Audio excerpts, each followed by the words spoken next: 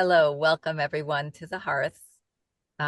Kate, Kristin, Allison, and I are going to be having a little conversation of how do you support the essential self to come forward in the midst of family dynamics.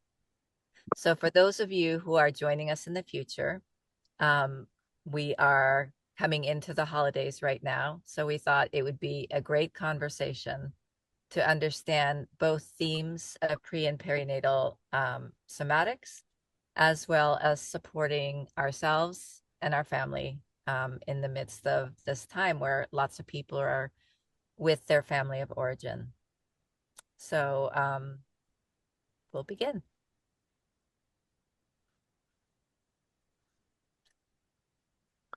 Is there someone who wants to start?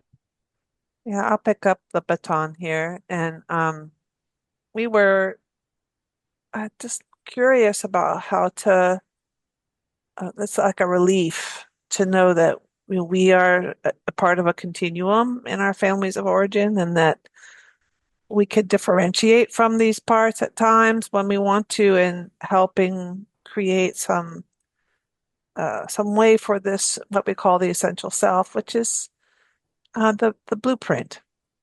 Some of the best of us, which all of us have all the time. It's just that sometimes imprints cover over, and that we come into form, we hit those intergenerational patterns, those family patterns that can go back pretty far in our lineage. And it's both sides, or if you're adopted, it can be more than that. I mean, there's a lot of influences that are there even before we come into form, as we come in towards conception and one cell. Uh, and then we're shaped even further in utero, in relationship with our parents and our family. And we wanted to have a conversation about how we differentiate from that and how we can really help ourselves to feel these essential qualities that are always there. Um, so, yeah, that's what I understood about our topic tonight, and how to bring a little relief, perspective, and maybe some tools, of awareness as we head toward this time that can be intense with our families. Anybody else want to add? Yeah, I I feel just, like, oh, oh, go ahead, Eileen. no, I just got really excited by what you were saying, Kate, because one of the things that I really know now from doing this work, both from my Brema practice and from pre and perinatal somatics, is that our health is operating all the time. So this essential self is always operating. And when we come into non-optimal conditions when we're little, that health has to be recruited to survival. And but what I also love is that each family also has an essential health. And then that essential health can get obstructed or covered by the traumatic events that happen for a family. So our work really is, how do we start to identify those family qualities that come from, that are really the story of something really non-optimal or traumatic that happened and that creates survival behaviors, so that the health can be freed up for um, for just more fun and ease and joy, if our lives in the present are different from what that that story is that's covering up. And I've actually learned how to appreciate my family more and the gifts of my family from processing some of the difficult experiences. So I'll stop there. Thanks, Eileen. I'm just really wanting to take in what you just shared. Hmm. Uh, just listening to both of you, I'm just thinking about how much family plays a role in whatever way it is, whether it's our family of origin or our in-laws or our adoptive or surrogate families, however it is that you want to express that, that there are so many things, so many layers that come into play, so many ancestral lineages that come into play. And Eileen, you might laugh at what I'm about to say, but I know for myself, one of the things that really often comes up is intention. And I know for myself, when I go back and visit my family, one thing that helps me more than anything else is having an intention for myself before I land back with my family, because it really helps serve me in guiding me of what my focus is, what is it that I'm really wanting. And often it's about connecting with them in a way that actually feels supportive both to myself and to them. And if I don't have that intention, I feel like I come in and then all of a sudden the family dynamics sort of, I don't want to say sweep me away, but like sort of almost sweep me into something that I don't have a ground for. And I know some of what you were talking about, Kate, is when we come into our family in the first place, one of the things we often talk about is we lose connection to our intention, because all of the family dynamics that we come in touch with sort of almost overlay on top of our intention, so that we lose track of what that is. So how do we, when we return back home, have, for myself, give myself a little space to just sort of sit with that?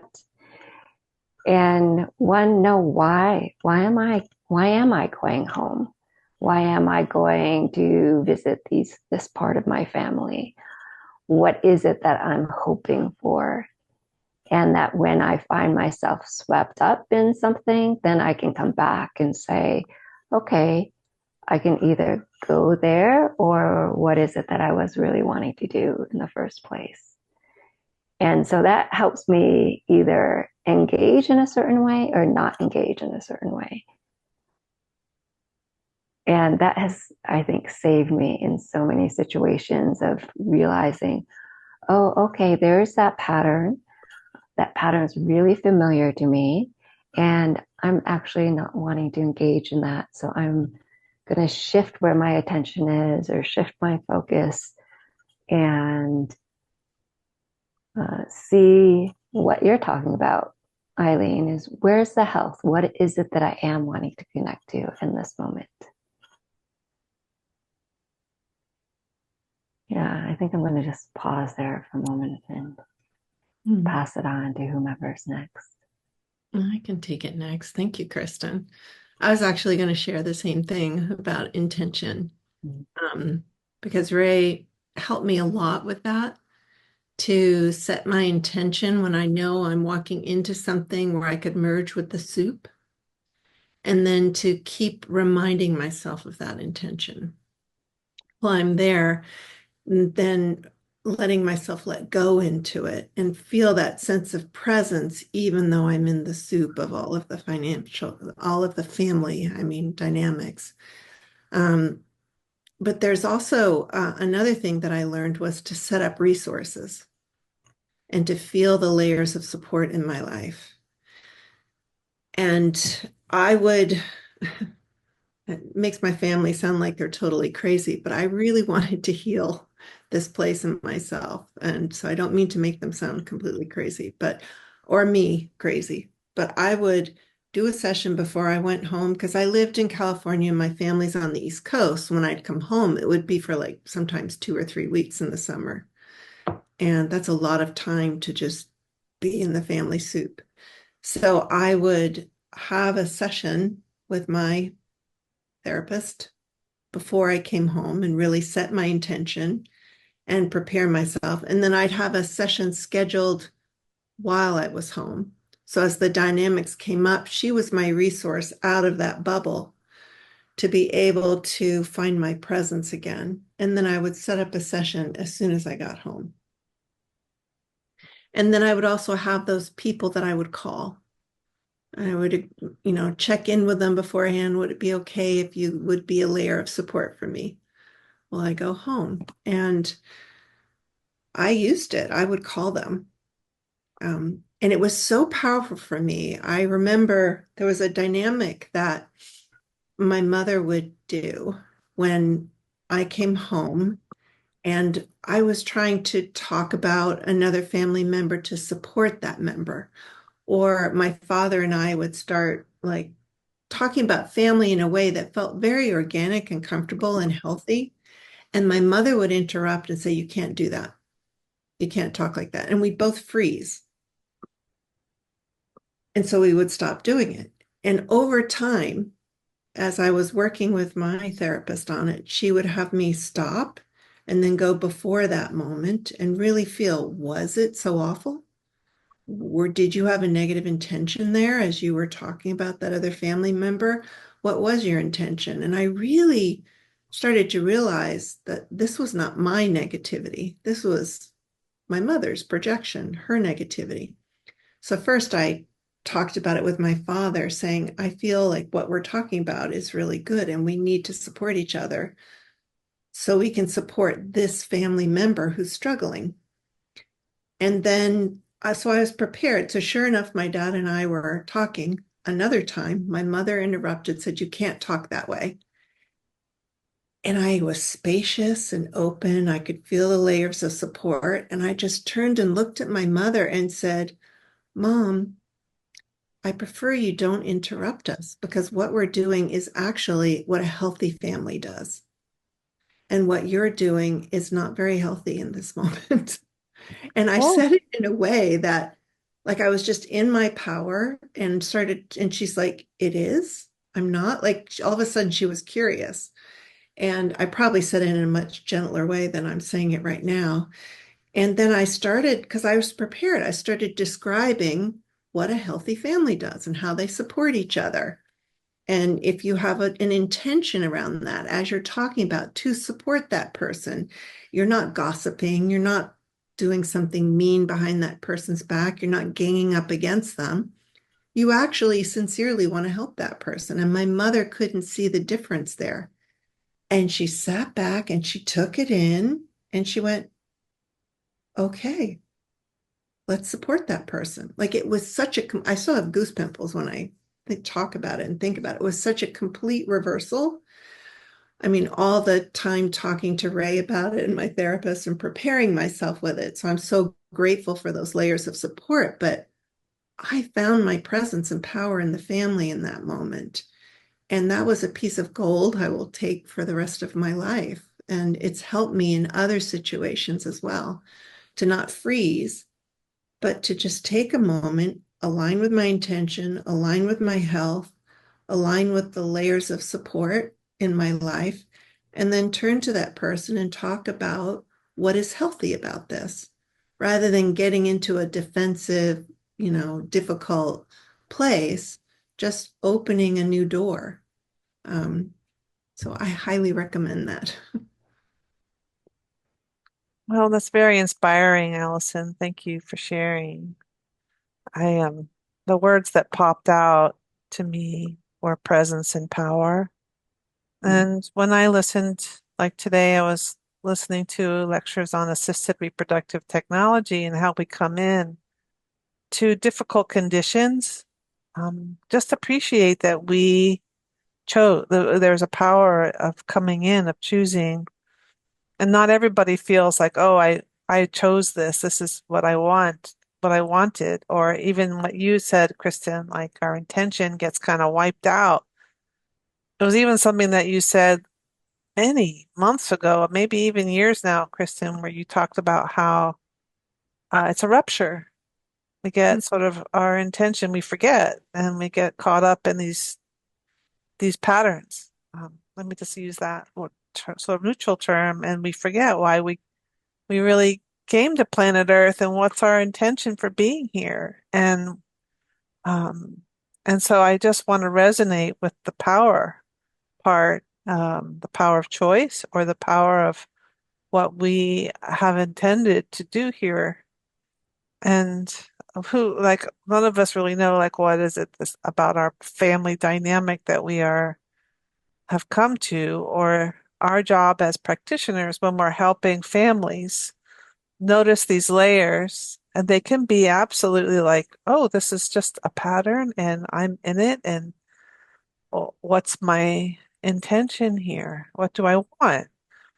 And so I feel like resonating with that power part, like we have that. And that's part of our essential qualities, is to discernment or the will or the ease that we can find when we are aligned with our intention and our presence here now.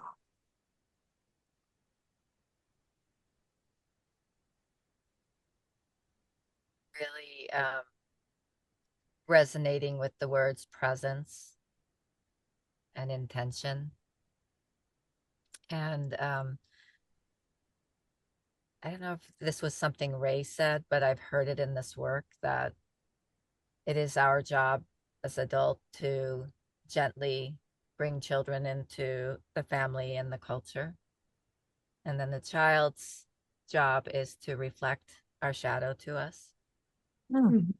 And and so when all the tools that we have in this work are ways in which we can meet the family shadow with presence and intention.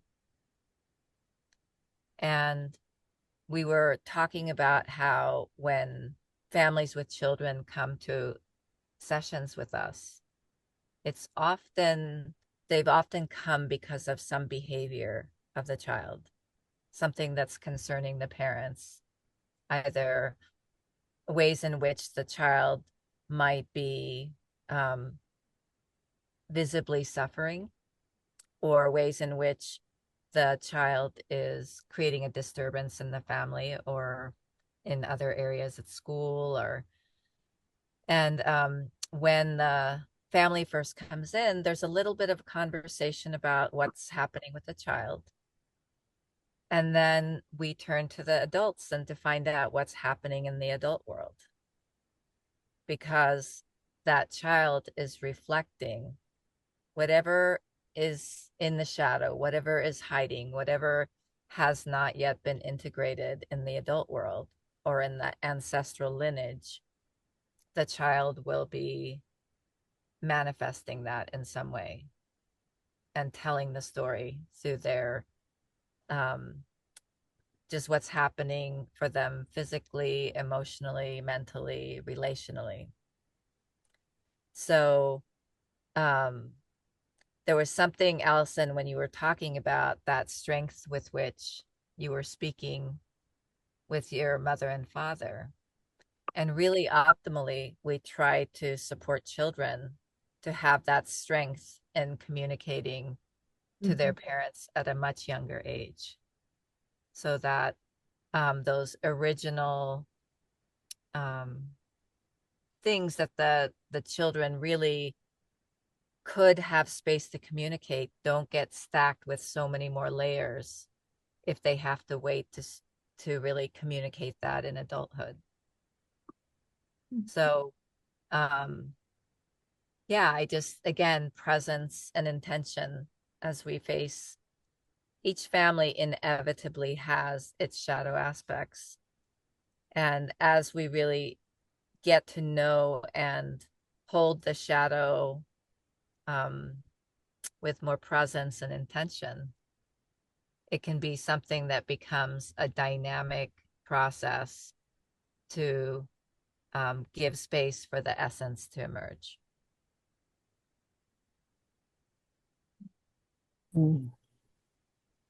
Thanks, Eileen. I think there's something about really hearing from you in terms of almost emphasizing the health within the system and the presence. And as we've said many times, I believe, of like, what is it that the little one is expressing, and how it's not just about their behavior, but they're expressing what you're saying is the shadow or something else that's within the field. It's make me also think about, interacting with the older members of my family or other people who are more my generation or things that way. And I know where I've gotten caught before has been where I've wanted them to be different, act differently than they are.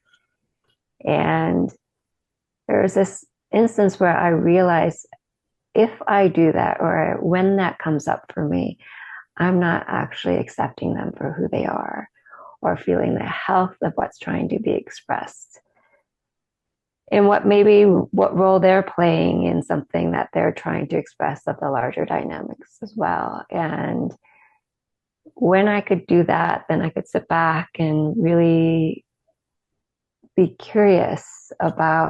more curious of what is trying to come forward, not just what they're expressing, but what might be needed to be addressed in the whole family, or in maybe it's a group as opposed to a family, whatever the situation is.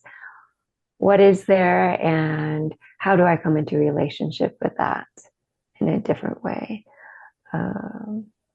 Part of what we often talk about is, I think, being in relationship with someone with all their blessings and gifts as well as all their faults and challenges. And how do we see that and support who they are underneath all of that and come into relationship with them in that way? And that's what we're talking about here a little bit, is supporting that essential self, not only of ourselves, but of each other too.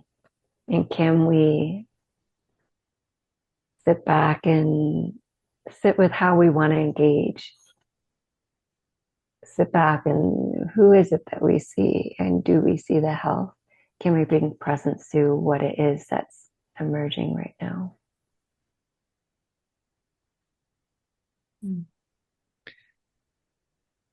I'm enjoying the theme of health that's coming through as a way to be present with our families, like to focus on what's healthy, or to be curious about what would health look like here.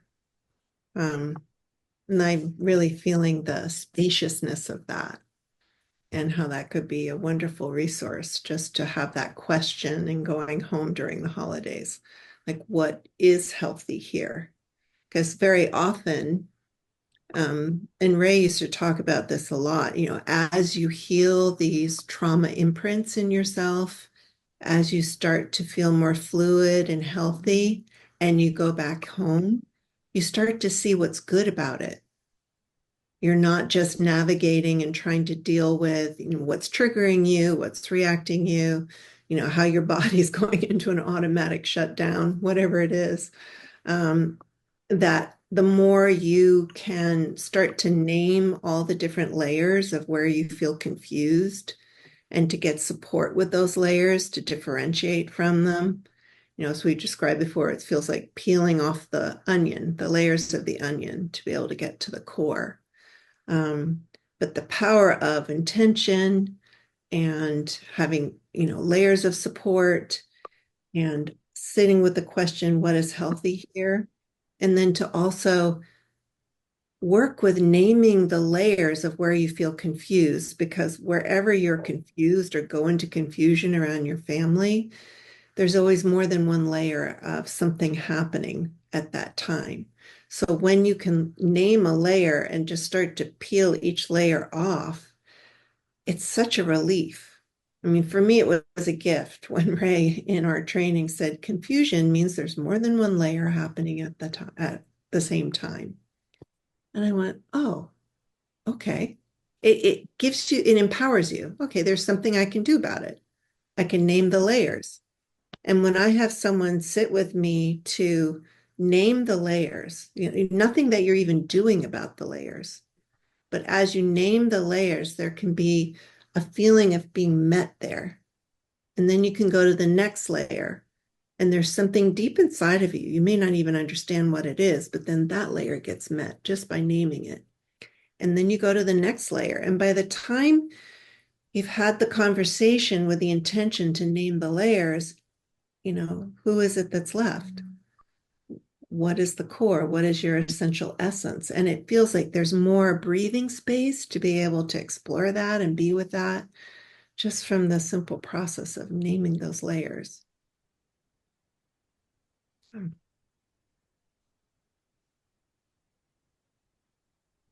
Well, I find the conversation very empowering because yeah,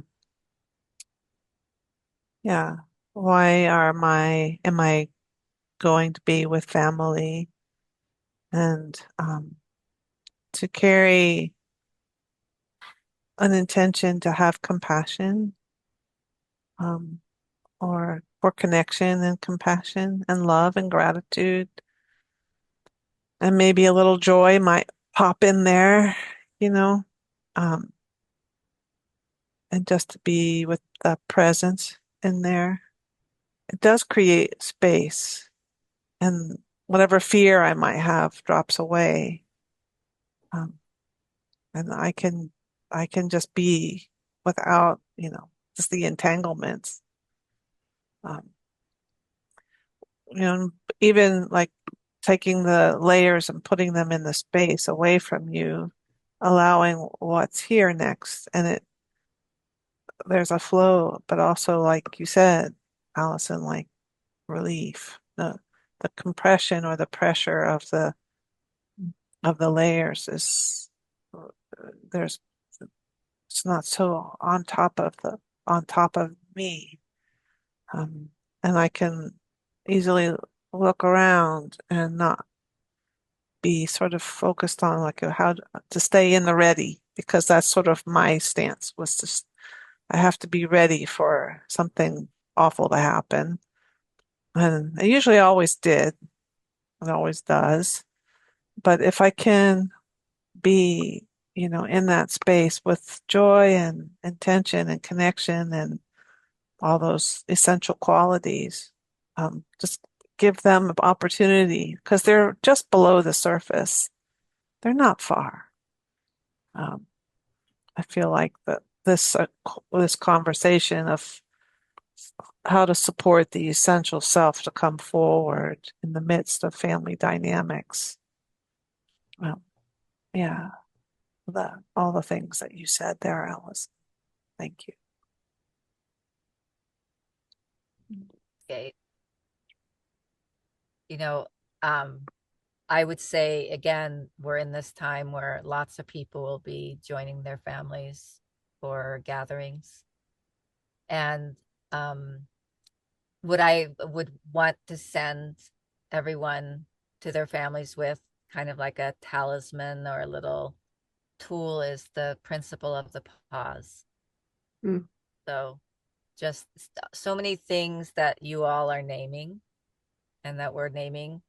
If we pause, whether we're activated or there's something we want to drink in more deeply, or we're feeling alone in the midst of people, whatever the thing is that might be signaling to us, the principle of the pause, slowing down, taking a moment, even if you're doing it with yourself, that can really help us notice what's happening and name what's happening, have compassion for ourselves and our families, and give space for the health to emerge.